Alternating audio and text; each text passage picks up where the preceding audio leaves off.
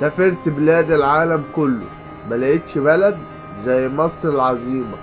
ناسها جدعان وطيبة وكريمة، نحب الخير لبعضينا عشان مصر غالية علينا. وأهراماتنا دي ملكنا وملك أجدادنا، عشان بنيناها بتعبنا ونيلنا احنا عايشين من خيره، علشان احنا ملناش غيره. وأبراجنا دي أبراج عالية بتشوفها لو في آخر الدنيا، وشمسنا دي بتنور لنا أرضنا، وزرعنا بنزرعه بإيدينا. تعال شوف الحسين والأزهر الشريف، عشان دول مذكورين في التاريخ.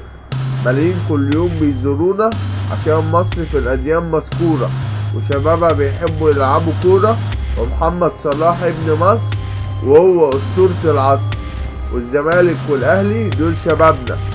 ومصر مش هتتبني غير بتعبنا، وشواطئ مصر بنعوم فيها لحد العصر.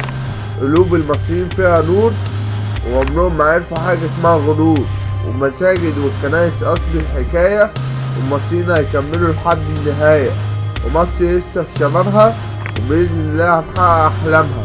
مصر بلد المعجزات، ولو مش مصدق اسأل هنا وهناك.